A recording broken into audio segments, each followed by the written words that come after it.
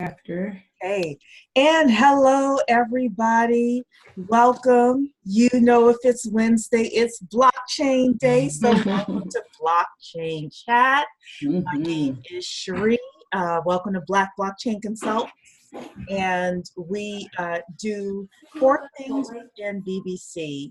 We focus on the blockchain industry, which is going to be a $3.1 trillion industry over the next decade. We want you to have your share. Actually, it's scheduled to be that much in the next few years. So we want you to have your piece of the pie. Number one, if you want a blockchain job, we are here to introduce you to different blockchain jobs that are non-coding jobs, for just regular professionals like us. Number two, if you want to start a blockchain-based business, there are 6, 7, and 8-figure opportunities and 9-figure opportunities that are out there for us for the taking. Number three, if you want to invest in blockchain projects, whether you want to invest time or money in a project, then we talk about some of the things that you should look for in the projects that are out there. And then number four is, of course, using blockchain industry to build generational wealth. So with that, if you would like to consider being a part of BBC, it's $100 a year, very affordable. We're going to be doing a lot more inner circle conversations in 2020. That's one of the things that we're going to be launching in 2020 is a lot more inner circle interviews and conversations and getting more into the how and not just the what. So if you want to be a part of those conversations, then I definitely would suggest you join the inner circle of BBC. A couple of things before I introduce my panel here. There were 2 articles that I put up in Flock today, and for those of you who are new to BBC, Flock is just our inner private communication channel where we, do knowledge sharing, we team up for business opportunities, we share jobs that are available, things like that. The first one was some of the new technology that we should be aware of. Of course, blockchain was on the list, but so was artificial intelligence, quantum computing, robotics, things like that. The second was a video that Roland Martin did where he talked about the fact that 4.5 million Black people are going to be out of a job over the next decade because of AI. So now you add blockchain and other things on top of it.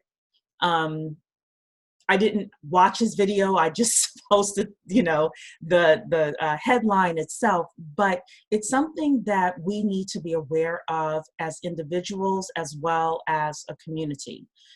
Talking to our church family, our blood family, friends that are around us saying, hey, are you preparing for this? And I even ordered Andrew Yang's book, The War on the Normal People.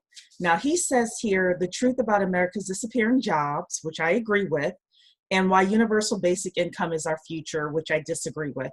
Not talking about politics, just talking about for us, it's time for us to get our skills up as a community, as a people. So that's what this group is all about. And with that, I'll have my panel introduce themselves. You want to bounce off of some of the things that I've just said. You want to talk about something else that's on your mind, we'll open it up. So Talisha, why don't we have you go first? Yeah, I was on mute, I'm sorry. So I am Talisha Shine. I am the VP of Blockchain Consortium International. I am the tech person in the group here. So I always say, you send me with the tech questions. I like the back end stuff. It makes me excited. But just what you were talking about with the transition to jobs, I actually saw the interview, and actually there's another article that we'll have to share with the community about that, about how it's transitioning. So I think sometimes we get caught in they're going away, but just as something is going away, there's something created because they have to be managed in a different way.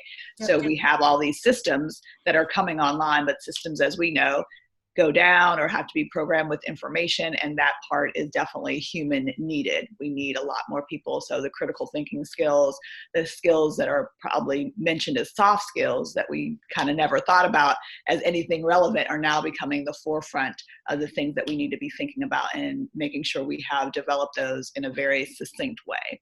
So we'll talk about that, I think, at some point in time. Absolutely. We're really going to hammer that in 2020. So, Dr. Keisha. Oh, yes. I'm Dr. Keisha Waddell, Executive Director of the Center for Blockchain Studies. It's the education arm of BBC. And, you know, I'm an educator by profession, and to just piggyback on really what we're all saying here, workforce readiness is huge right now. There's so many government contracts that I know I have a friend who is writing RFPs and whatnot for a lot of workforce readiness kinds of things. And it's starting all the way, I'm a high school teacher, starting all the way in high school. So the 10th graders all the way up are starting to be exposed to career readiness kinds of experiences, so that even their high school experience and their post-secondary experience is going to be a little bit more directed. You know, I'm often, oh, my phone is reading. I often have to deal with trying to prepare students for a future that, you know, we don't even know, you know, really is what's coming up. But I can always tell my students, you know, you guys are super lucky because I'm on the cutting edge of these things. So welcome to Dr. Waddell's class, you know. So glad to be here with you guys. So you guys are my first community to support. And that's my heart mission, to support particularly people who maybe even struggle with, you know, technology or integrating it. And that's what we're all about. It's the future. And we get the benefit of you too. So the young people and the old people get the benefit of you. So we're grateful. Eric. Thanks. Yes, hi, Eric Spence. I am president of Blockchain Consortium International. You know, anyone there who are just, well, who's seen me here on these talks knows that I'm a massive proponent of this space. I believe, first of all, I believe that this is an inevitability, that we are headed to a transformational change. There are some people that are, you know, they're almost like, you remember that song that Cher had, If I Could Turn Back Time? There's some people like, wish we could do that. That's just not going to happen. That's not the mentality to have. And I believe that the best thing to do, you know, first of all, is to start preparing your mind to be open to the changes there, so that you can then start really deploying these technologies on your behalf. I'm going to talk a little probably about the book that I've been talking about a little bit, like in our officers meeting. I'm just a big fan of it. You know, it's called The Real Business of Blockchain, and they said a lot of different things in there that are, to me, are addressing where we are headed.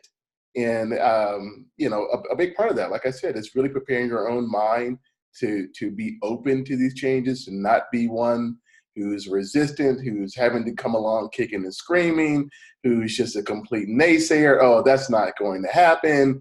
And then you wake up and you look up 3-5 years from now, and that change has then come. So, yeah, that's it. Well, thank you. So first of all, mentioning books, I know that Jackie is here tonight. So Yes. This is Jackie's book, Blockchain Basics, the teen edition. Jacqueline Hayes, you can get it on Amazon. She is a member of Black Blockchain Consultants. We're very proud of her and her book, as well as Eric Guthrie has Blockchain or Die, his book. So I would suggest you get that as well.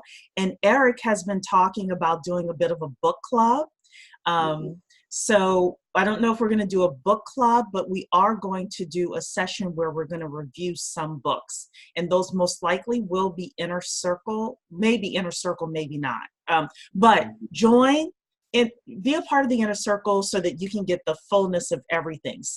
We are in 2020, we want to enhance the benefits that we give to the Inner Circle. Sure. So there's an old saying that in the public sphere, we talk about what, but in the private sphere, we talk about how. And that's one of the things that we're going to be implementing as officers is the how.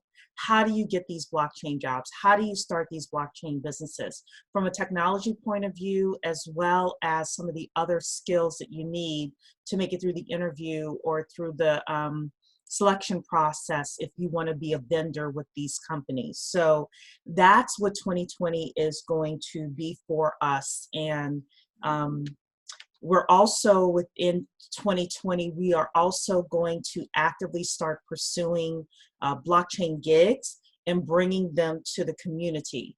But those are, again, only for Inner Circle members that have done their paperwork with Tawana Rivers. So my goal is to increase membership. And the way that we do that is by increasing the gigs that are available and saying, hey, this is available, but you got to be a part of the Inner Circle in order to get that. So a couple of other announcements before we begin with Blockchain 5.0. Number one is next week, we have an interview with Nadja Roberts. She is the Chief Visionary Officer of the Crypto Blockchain Plug, which is a 3,000 square foot facility in Los Angeles. She does things like Crypto Kids Camp, Women, Wine, and Crypto, and she does a lot of education on crypto. I'm sure she's doing a lot more than that. So next Wednesday, we're excited to have her for Blockchain Chat coming in. On Monday, January 27th, I am super excited about this one. Inner Circle meeting only. There was an article that said in the next 18 months, the blockchain platforms that have been deployed are about to be replaced. I'm going to say that again. In 18 months, the blockchain platforms that have been deployed are about to be replaced. We're going to talk about why they're going to be replaced, how much money there is in it, and how you could go about getting a piece of the pie. Again, if you are not a part of the Inner Circle and this is something that interests you, Monday, January 27th, 7 p.m., you want to join the Inner Circle before then so that you could be a part of that discussion. It's going to be super exciting. And then I do have some sad news about the Atlanta 2020 conference. We have decided to cancel that conference in order to focus on some other efforts that we are doing. So if you have purchased your ticket, you will get a refund.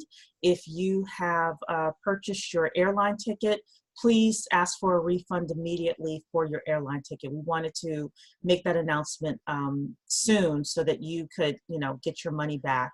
Also make sure you cancel the hotel if you already put your credit card down for that as well. Any other announcements that the officers have before we jump into tonight's conversation? Okay, and Happy New Year, Ryan. We see you. I see your post there. So let's get started with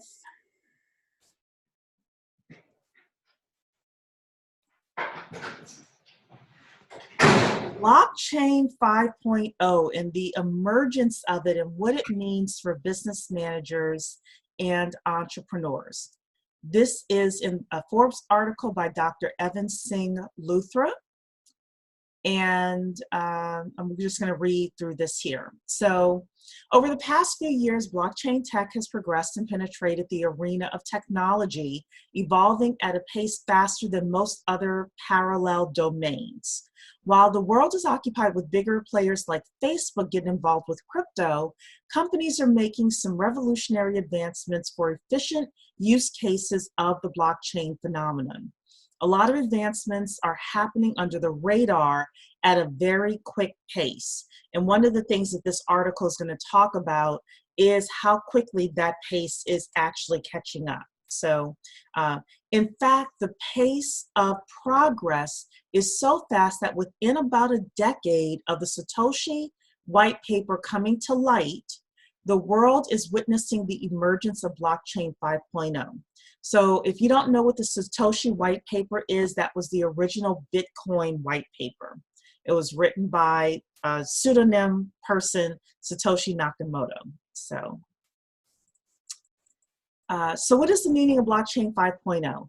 It's important that we understand the impact of the progress because I believe there is a strong possibility that blockchain will become the platform for a major industrial upheaval over the next few years. The application of blockchain goes beyond just currency and finance. So there have been 5 generations of blockchain that have marked serious upgrades in transaction speeds and throughput rates. So let's talk about generation 1.0, or generation 1, which was Bitcoin, okay? Bitcoin was the introduction of blockchain technology. It laid the foundation for the decentralized ledgers and the cryptocurrency that gave us a peer-to-peer network of sending and receiving money. It was a proof of work algorithm, but there were scalability issues. This was in the very beginning. So then generation 2 came along, and that's Ethereum.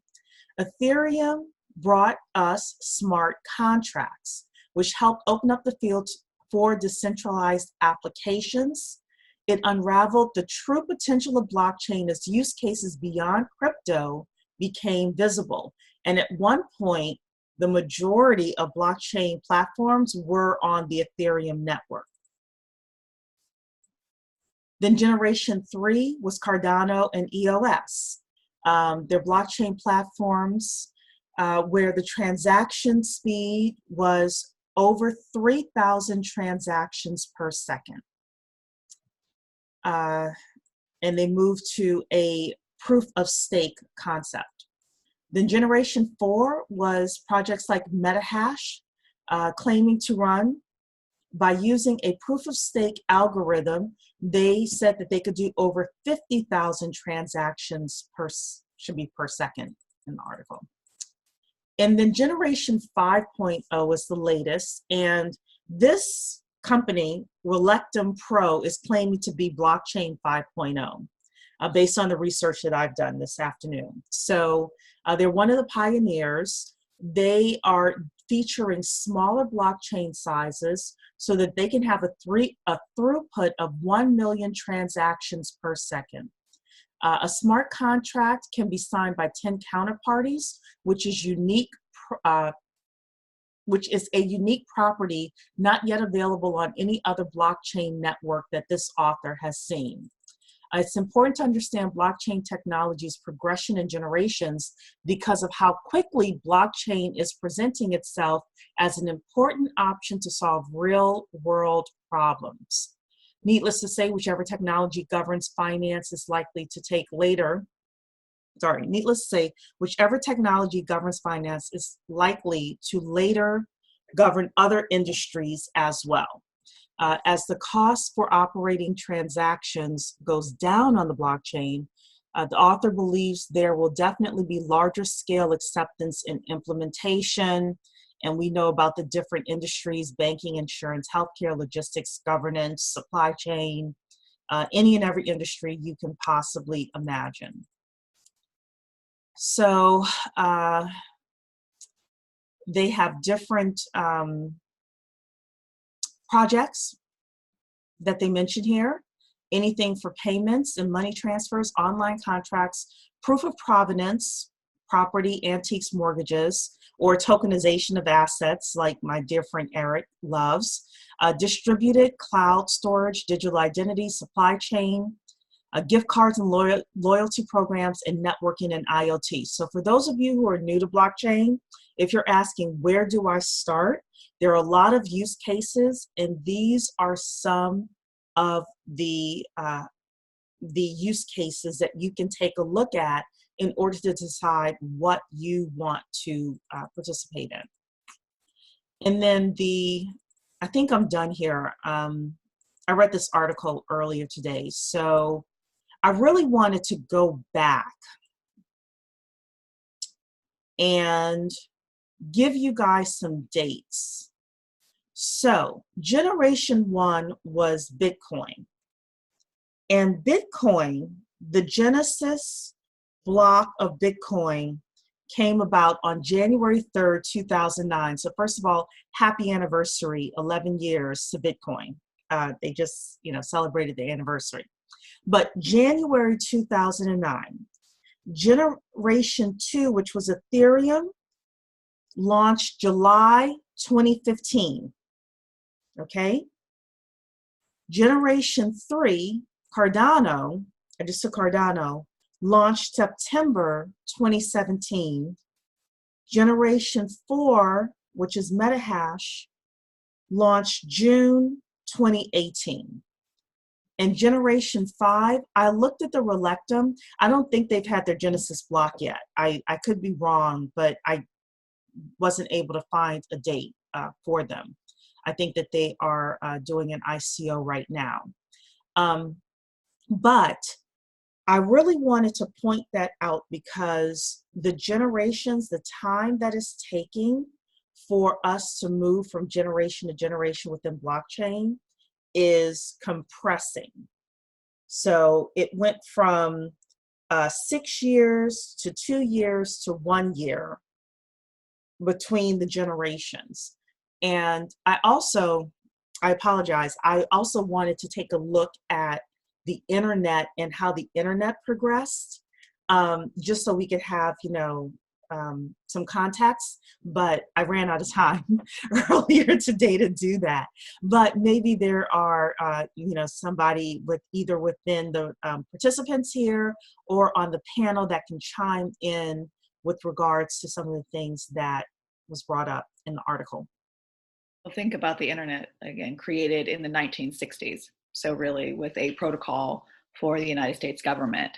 So that was the first truly email protocol that we had. That was a very basic aspect. And it took so many years before that was even, I would consider, commercialized, because we talk about the internet in different ways, but the iterations were truly back end and not for public consumption. So when we look at that part, we're looking at the 90s and even beyond. There's still not that, like, when did you have your AOL address? That's when you know that you've kind of come into it.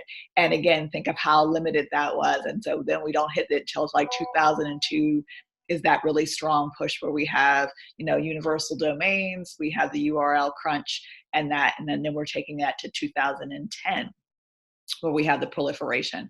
So that's a long time if you're looking at a scope and again, commercial use. We're going because it was something developed for something totally different and now evolving. Blockchain was obviously cryptographic in nature, so it wasn't truly meant for consumption at this point. But as we see with the Bitcoin just 11 years ago, we turned that in from the financial crisis of 2008 to something that was viable. And now we're looking for solutions that address some of the major concerns that we have. So it's not technology for technology's sake, it's technology with a purpose.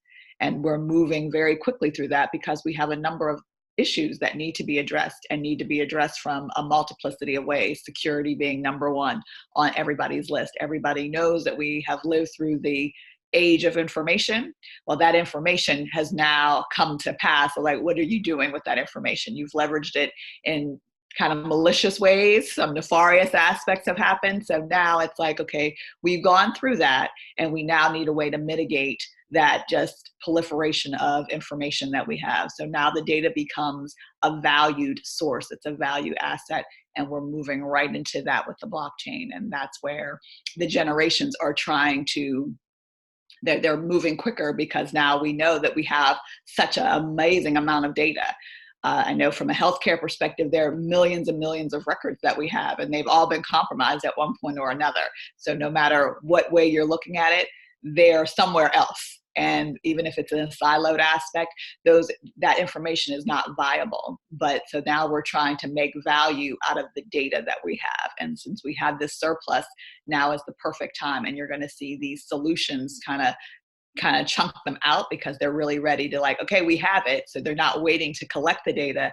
The data is there. Now they're trying to find what to do with it. So I think that's why we're moving so quickly. Yeah, and not only are they trying to find what to do with it, but they are also making decisions on, every aspect of big business, small business, whether or not you get a mortgage, whether or not, you stay in your home, your kids going to school, how your county budget is dealt with. All of these things are based on data. So data is the new currency.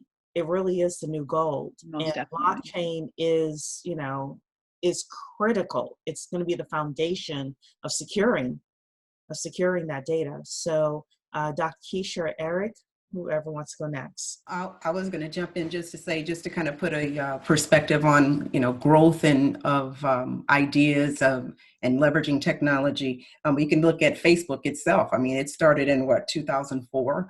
And from what I understand, if I remember my history about a little bit there, it started off as a college thing or a really local kind of thing, and then my God, we know where it's gone now. So it's just a couple years earlier than Bitcoin, and you see how quickly where we are at this point. So with all these applications and use cases that really save time and money, in the global marketplace that we live in right now, that's always been the name of the game in terms of business. But as we've just mentioned, we already know that with all this data that does exist, it's being monetized at this point.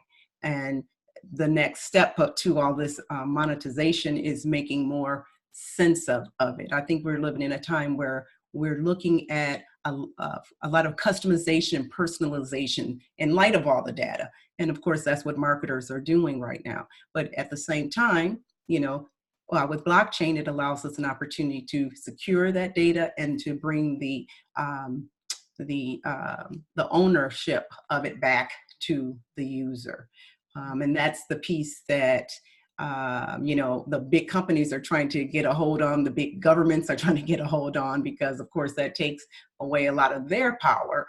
And that's why it's incumbent on us at this stage, us as individual citizens with the internet that allows us to learn what's going on. It's worth turning off some of that stuff that it's taking up of our attention and learning about what's next, so we can not miss the big move, so that we find ourselves in a situation like we've been talking about, where like you were saying, Eric, it's going to happen, and you'll end up just realizing that or actually just you'll find yourself using it and you're not even realizing what's happened. And it's going to happen fast, as we see. The changes are definitely occurring in terms of speed and that kind of thing. So here we are. That's why we exist. Yeah, Eric? Well, one of the things that's really interesting always, most interesting to me about this space is you have some of the brightest minds that have descended upon this space and contributed their time and their intellectual capital. And that, to me, is not something that should ever be underestimated, because it will allow us, whenever we see problems that may arise, for instance, Ethereum, of course, we heard about the scalability issues, where here we are in 2020, most likely Ethereum is going to launch Ethereum 2.0, which is going to fix a lot of those scalability issues. Yeah. And a lot of that is because of, just the amount of developers that are there focused on fixing those problems. And I include all of us as being part of this collective conversation in development, in application and integration of blockchain. But that, to me, is one of the most interesting things, where I'm hearing, some of the best minds that are coming out of MIT, they want to be in blockchain. They want to, begin to go into, have that be their focus. I remember hearing Vitalik Buterin, of course, the one who created Ethereum, say that of all the technologies, this was the only one that he truly fell in love with.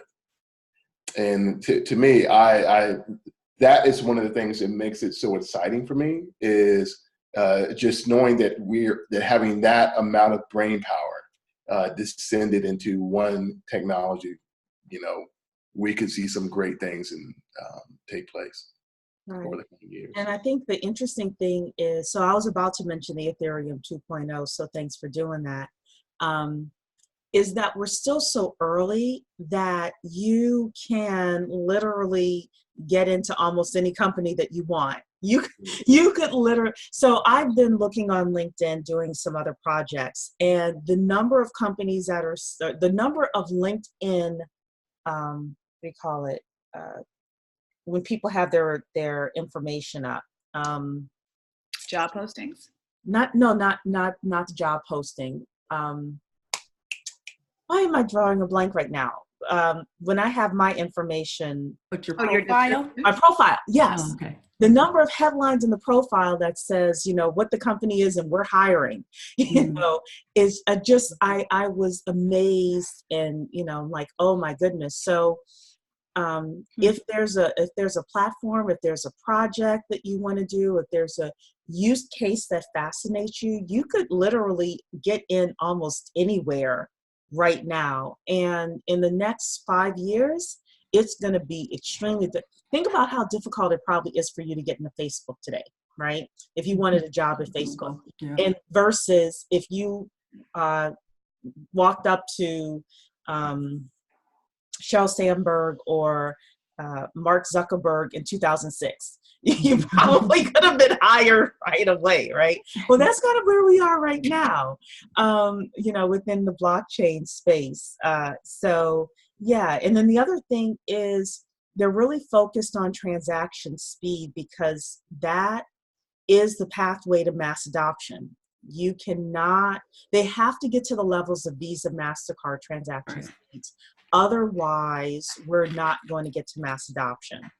And I want to bring up some numbers again for people, just so that you can appreciate when we get to mass adoption, what's going to happen. So we talked about tokenization of assets before. Tokenization of assets is expected to be $24 trillion going through the economy, $24 trillion by 2027. You can't have that much money going through tokenization of assets in the economy without dealing with smart contracts and the transaction speeds getting fixed. So when we start forecasting where the opportunities are, that's kind of how we have to think about it. Where is the puck headed? I talked about that last year. I have to bring back some of my greatest hits from 2019, right? We have to skate to where the puck is headed. That's no Wayne Gretzky. That's not a Sharia. That's a Wayne Gretzky quote. But the puck is headed to, $27 trillion being forecasted for just tokenization of assets. And what problems do they need to fix in order to get mass adoption there so they can get their $27 trillion passing through? And that is where the opportunity lies. The smart contract industry by the end of 2023, $300 million. So you have to ask yourself, what is preventing the smart contract industry from being $300 million today? And how can you help solve that issue? Whether you're communicating or whether, you're actually doing coding, it doesn't matter. But that's kind of where we are. So, Sheree, can I add a point to that? Yes, sure, absolutely. Okay, because I did watch a portion of the Roland Martin talk today, when he was talking about that. And that was a point, of course, and that's something I think that we've discussed here very openly, and that was a portion that they discussed on his show, was about, see, when it comes down to coding, and Talisha, I want you to chime in here. All right, the engineer is bringing in their beliefs, correct? Okay, so they're bringing in their beliefs on what they believe should take place. It's in the code itself, and of course they were speaking primarily about AI, but this is a portion. This is really important for us to understand that, from the ground up. and to have our voices integrated into this and to become a part of this conversation. I know that we talked about the facial recognition issues, and here they were, that they weren't at all set up to recognize black faces and Black people and that sort of thing. And that's a big thing of understanding this about many of the blockchain applications themselves, is we need to guide it so that it always is going to be beneficial to you, the individual. For the most, for what all of us have core values. All of us have core values, core beliefs, things that we believe are very important to us. And I believe it's important for us to do our absolute very best to guide the technology so that it's then able to be most representative of those core values and those core beliefs. I'm going to piggyback off of that. So again, I say this over and over and over again, and it's kind of like the running diatribe of it. You can't code anything without business. Like, we're not sitting there. Coders don't just, make up something in their head. They're told what to build. There's a lengthy process of business requirements. Why are we doing it? How are we going to do it? Then it goes into a functional spec, and all of this stuff happens. That's really where the business portion comes in and really is paramount to it, because they're building something not just like, oh, let's just tinker. They're not tinkering. You're not paying them the money to tinker. You're paying them to build you something based upon the specifications that have been decided long before that. So the tech becomes really the end portion of it. It's the last thing that happens. It's like, okay, we need this part, but we've gone through this whole kind of dialogue. This is where we, as consumers, as individuals, and as definitely as a community, we have a strong impetus to be there at this point, because the business decision needs to include us. It's not the after effect. We've seen this throughout last year, all the debacles. It's like, who was in the room that made that commercial? Because the commercial was made. Somebody built it. That was great because they did what they were told to do. But you're like, did you not have a single person there to be like, maybe? Consider this, yeah. So that's what I'm saying. So the after effect is what we're seeing, but the beforehand is really the biggest part of it. And that's where it's critical to have conversations. It's truly to challenge that. And again, we're challenging the way business has been done. We're also kind of moving into that, like, we're not trying to just do database calls anymore. So we do have to think outside the box because we have something else to do now. And again, I think that's the pull and tug, is like, we don't want to just duplicate what was there in a new technology. We're not doing that anymore. So we have to now come up with different parameters, things that make sense, different variables to capture. Why are we capturing that? And now we have the ownership of saying, you know what, as consumers, this is what I want you to do with my data. I'll give it to you, but only if you do A, B, C, and D for me. So now we have this thing where we've never had that before, and now we're moving into that. So all of this is kind of combining, and it's the business portion that truly the tech is going to be the tech. It does exactly what you tell it to do. It's real plug and play at that point. But that business decisions and how those renderings happen, that's where the conversations really need to be. And that's where all of our attention should be. Yeah.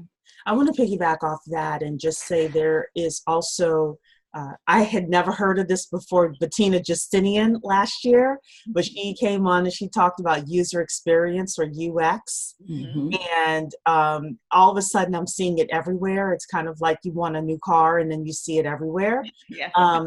But when Talisha talks about, the business decisions, also thinking about it in terms of the users, who's going to be using it, and what do they need to see in order to be engaged with it. And if you're looking for a blockchain opportunity, I mean, that's going to be a huge one as well. User advocates, and the user experience point of view. And with that, I'm going to segue into the NAACP, because we have about 20 minutes left, and I definitely want to get to this story. So Dr. Keisha's mom actually found this for us. Well, she wasn't really looking for it. She just so happened to look at this It's called The Crisis. I had never heard of this magazine before, but it's the NAACP's magazine. Yes, and just in case someone doesn't know what NAACP is, it's the National Association for the Advancement of Colored People. It is one of the nation's oldest civil rights organizations out there. They don't just represent Black people anymore, but for years it was, about Black people. So this is actually their November issue. I can't see. Oh, you can't see? Can everybody else see? I can see it. Oh, no, I mean, I can see. I couldn't see what date it said on there. Oh, okay. I don't know if it said it on there. Yeah, let me So see. it could have said it where your mother's information was. I cut that off. Okay, yeah. I appreciate that. But here's what the NAACP had to say about blockchain. Opposition to the use of blockchain identity. Therefore, be it resolved that the NAACP opposes any state or federal legislation that would require an individual to create a blockchain identity in order to receive any public services or benefits, including but not limited to education, healthcare, addiction treatment, behavioral health services, law enforcement, housing, and or food and nutrition. Be it further resolved that the NAACP will engage in community education efforts to communicate to the public about the structure, function, benefits, and inherent risks of blockchain technologies. Now, when Dr. Keisha Waddell's mother saw this, she panicked and sent this to Dr. Keisha. She sure did. Who sent it to us and said, we got to talk about this. We have to talk about this. And in fact, we looked, definitely Dr. Keisha looked, I looked for the original article that had all of the information and can't Google it. I even went to the Crisis website and I started looking through the articles on there and it's not there. So I believe that Dr. Keisha's mom saw this in the magazine. I do believe that. I just think that they're not making it Googleable for people to see this. Yeah. And I actually reached out to somebody about this because I as I was, searching the web, trying to find some information about this, I ran across a article that was for blockchain technology, for, just the very things this resolution was against. And she claimed to be a NAACP, probably member or something like that. So I reached out to her on LinkedIn. So not in time enough for this, this conversation, she wasn't able to give me some feedback how she's countering that. But I think hopefully, and I really would like to know what the pushback is on, because in this area, and what type of education they're going to be sharing, because again, I don't think it's a bad thing to consider the inherent risks. I think in risk are the opportunity gaps that we can then mitigate, So, we've already seen how digital identity is definitely going to be something that blockchain technology can support. I think the way that resolution appeared to be written, it seemed like the concern was about it being kind of, a situation like the mark of the beast kind of thing, like there's no buying or selling of goods or something like that, because it's required that that you are on the blockchain or what have you. But kind of like what we've talked about already, I feel like because the enterprise applications and a lot of the work that's going on with this technology is with the enterprise, at the enterprise level, we're going to find that this is a underlying technology that is something that just is, at least on the enterprise level. So that's a private blockchain scenario for the purpose of saving money and all that kind of stuff for them. But hopefully in the education that the NAACP shares is that they recognize that the public part of it requires a tremendous amount of privacy, and they talk about the hashing and whatnot, and zero knowledge proofs to make sure that only information that is needed gets out. So again, I would really love to see the context of this resolution to really speak to the concerns. My question would be, kind of have this conversation in a reverse engineering way. I ask people, how many of you are familiar with your internet protocol? Usually Nobody. people stare at me like, exactly, they just use it. Do you know HTTP? You know, how does that work? How do you know how your email works? How does the relay work?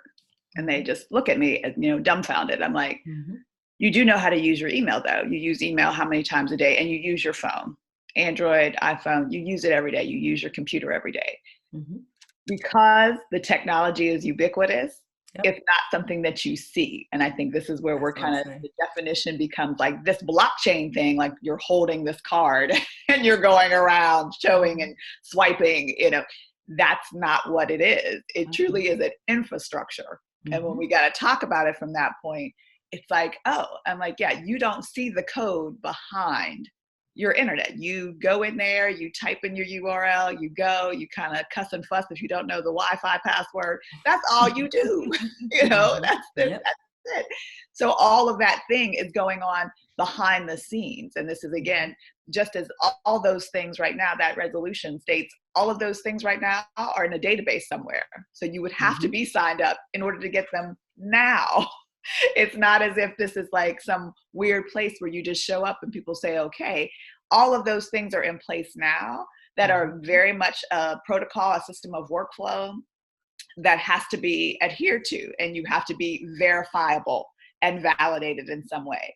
So having a blockchain to say, I'm going to oppose a blockchain, it's like, well, are you opposing a SQL database? Because that's exactly what those things are right now.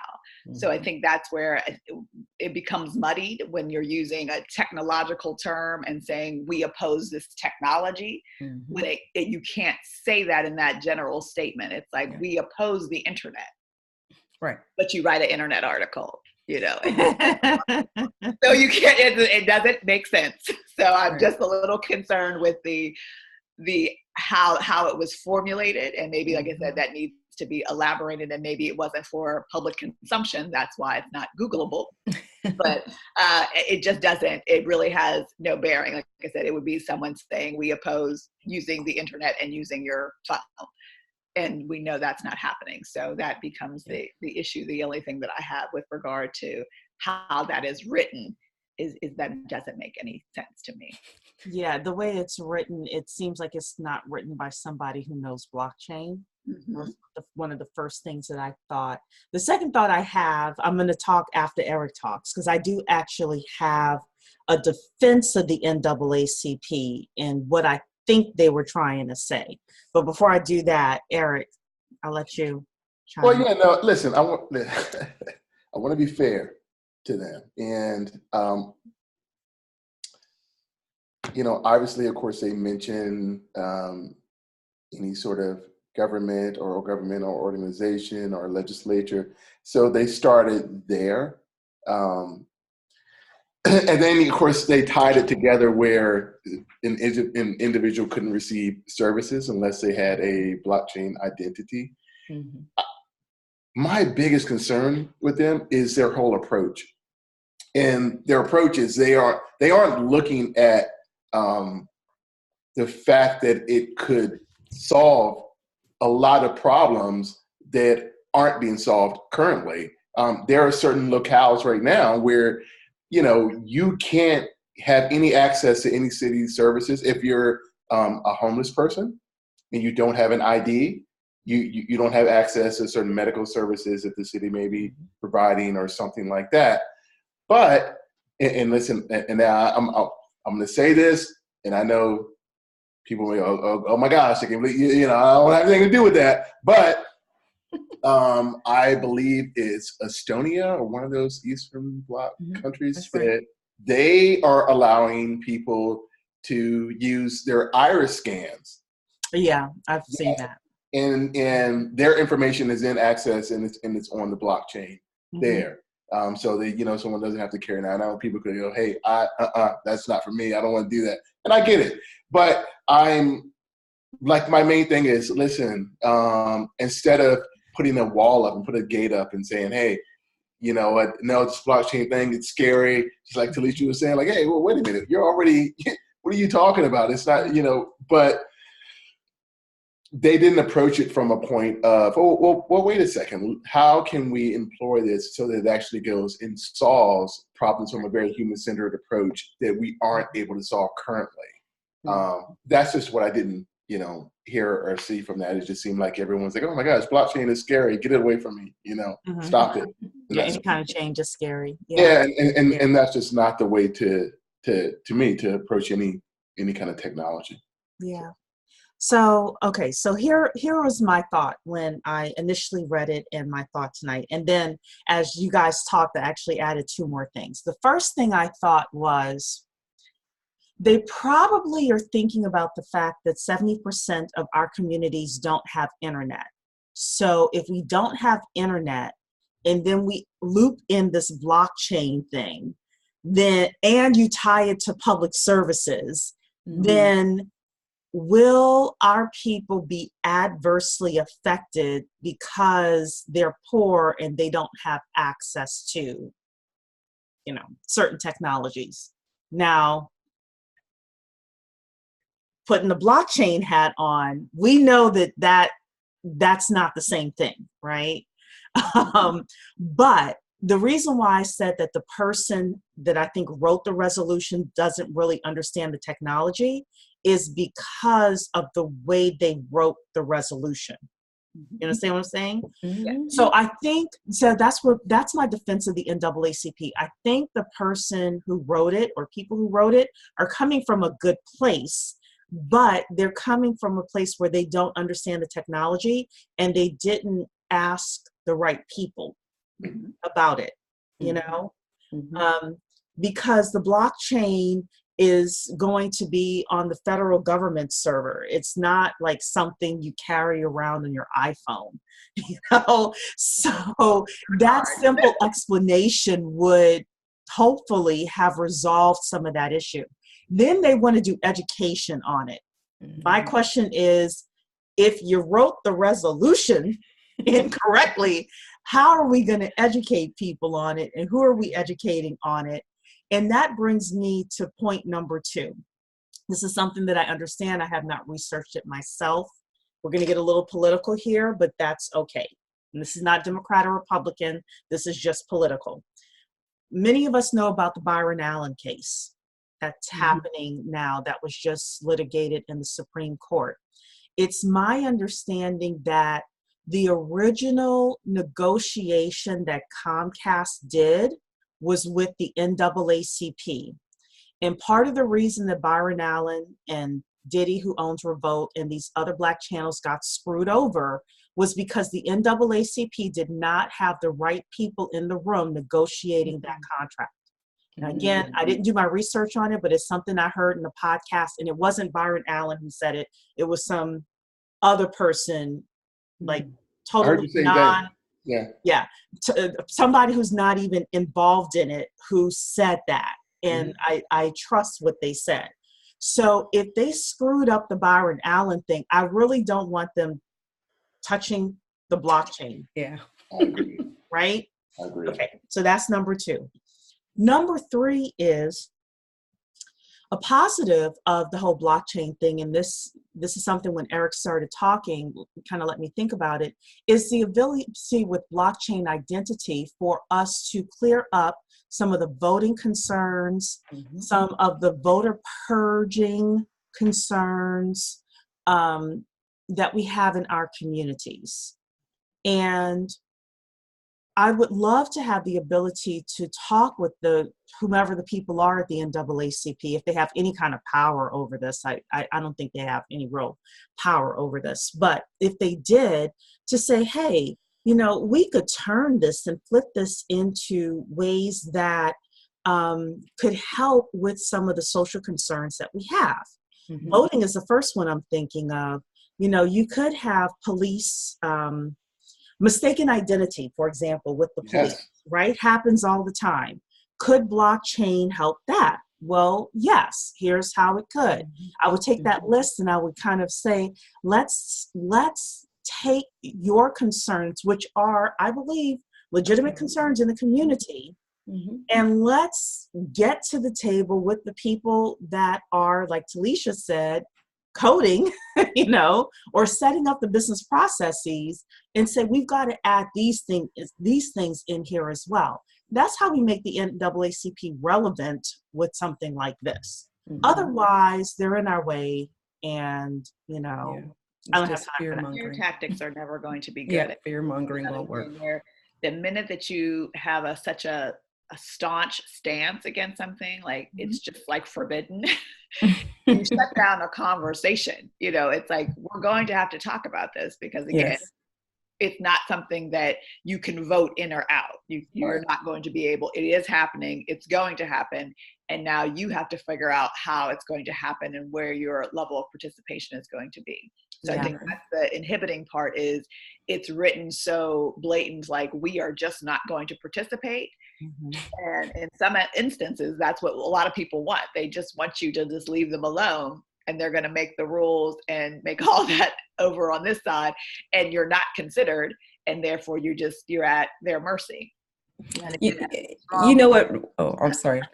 Like, I just dislike the aspect of shutting something down without having a dialogue. You're making a statement. And I think this is what I always say, that, the parent statement, do as I say. This is not a do as I say. You don't know what you're talking about. I can't do that. Like, I just don't know what you're saying. And then further, how we talked about that bell curve for, the laggards and all that kind of stuff. This is so disturbing to me, in the sense that here we are, the national, association for Black people, and this is what we're saying, to put us right lockstep in the laggard spot, to have that kind of perspective. You know what I'm saying? So that was what was really disturbing, in light of everything we've just talked about, because to be a Luddite at this time of life, it's the 21st century.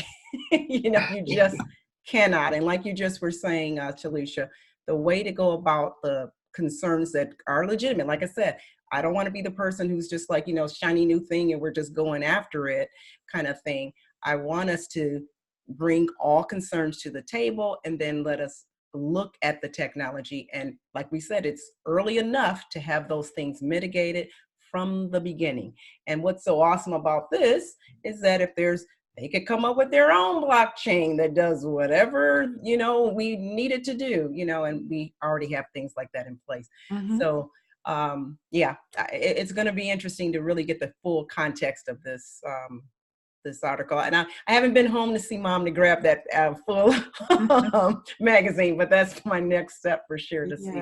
That deserves a letter to the editor. And you know what? Well said. And hey, Black blockchain consultants. If it was on the website, I wanted to say, it's like you find the digital master on the website, but a letter to the editor would be very necessary at this point. And I think this is where outreach is necessary, dialogue, even if it's forced.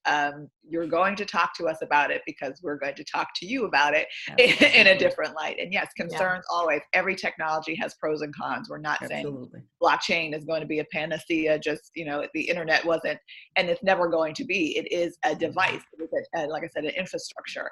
So you have to have a business element and conversations and considerations, both ethical and strategic. There's a lot that goes into all of that stuff. And if you just shut yourself off, you are relegated to just being the end consumer, and you can't complain. I would say it's like calling Comcast. They know you can't call anybody else, and so they just go, whatever. And that we don't want to do that. You don't want to become that person who you complain and nobody cares about your complaint. Yeah. Well, with that, we are at the 1 hour mark. I'm going to open it up for anybody else that has anything else to say. And all our participants out there, if you have something you want me to read off in the chat, please put it in. Last couple of minutes. Nobody? Okay. Well, we talked tonight about Blockchain 5.0, great conversation there. We talked about the NAACP, another great conversation. there's just so much happening within the blockchain industry. Oh, okay. So Vanjan is asking, any mentors in Los Angeles? Eugenia is in Los Angeles. So if Vanjan, are you part of the inner circle? If so, you can connect with Eugenia in Flock. We have other people in LA as well. Okay, yes, you think, yeah, if you're able to get in the Flock, then connect with Eugenia. Ryan is asking, how can I, as a new Black blockchain consultant, use Web 5.0 in the HBCU field? Well, you want to major in something. I was about to say that. You want to pick either a use case or an industry that you really care about. And, within HBCU, you could choose, I don't know what you're majoring in, but you could choose the education administrative route, or you could decide on, I think you're a business major, Ryan, if I remember correctly. But, find a use case within it. And then one of the great things that HBCUs can do is you could start applying for grants. So I actually have a connection that is really trying hard to work on the Hill, on Capitol Hill, to get more money allocated to HBCUs for research and development, so that we can do our own R&D using government money. That's how, like, Johns Hopkins and Harvard and all of these, MIT, all these big guys, how they get all their R&D money is they get it through the government. So HBCUs are not getting their fair share, but you could be a researcher in an HBCU. There is still some money allocated to that. There's all sorts of things you can do. One of the big things I can say is just study and pick something that you want to, like, learn a lot about, and then dive deep, and then offer your services and your talents as a researcher to do white papers, case studies, skate to where the puck is going as well. You could do user experience. You could volunteer to do user experience on other people's platforms. All sorts of stuff you can do. And then network. Make sure that your LinkedIn profile is up. And connect every day with 3 to 5 blockchain professionals and say, this is what I do, this is what I'm passionate about. Do you have anything that, any gigs that you think that you would want me to participate in? And I would guarantee you within a month, somebody will say, oh yeah, that sounds great. This is what we're doing. So, yeah, so I was going to say my greatest hit from 2019 is pick a major. So I said I was going to bring back my greatest hits. So Ryan brought it in. Freshman and sophomore year of college, what do? You do general studies. And then junior year, you pick a major. And picking a major in blockchain could be anything from tokenization of assets, smart contracts, data management. You can choose a specific industry. You could choose a specific social justice concern and how blockchain is going to help with that. You can do international business and international transactions. There's all sorts of stuff you can do. But 2020 is the year of picking the major, because 2021, there's going to be a lot of transactions happening within blockchain. We're going to talk about it on January 27th. That's a Monday at 7 p.m. We're going to talk about what's happening, why it's happening, and how you can capitalize on it. So if you are not a part of the inner circle, that is going to be an inner circle only meeting. So it's $100 to join. And you can go to blackblockchainconsultants.com, click the membership button, and join Black Blockchain Consultants that way. Also, if you see this on YouTube later on, please like our YouTube page, subscribe to it. We're trying to get our YouTube subscriptions up. So thank you so much. And anybody else before we sign off? And welcome, Brody. I see you here as well. Welcome. You know what? Can I just say this? Sure. Listen, I've been told that I have pretty good instincts, and I'm just going to say this. Okay, I believe, this is not any kind of prediction, but I believe that 2020 is about to be a year in blockchain and cryptocurrency that we have never seen before. I believe that by the end of 2020, we will be going, oh my goodness. You know, I'm going to raise you that. I'm going to say by second month, quarter two, we're going to see, because there's some insight that I have, some intel. But there you go. See, that's heard it first here, guys. So it's going to change. The trajectory is definitely a very strong change is going to. feel it. So the thing is to stick with it, you know, stay with Blockchain Chat, stay with us and stay close. So, because we're going to be riding the wave. And what I want is for everybody to come to me and say, because of this group, it changed my life. It changed my bank account. It changed, you know, my family's trajectory, everything. Nothing would make me happier than that. So, all right, everybody. Well, good night. And we will see you next week. Same time, same place. Take care. Right. Bye, everybody. See everyone. Night.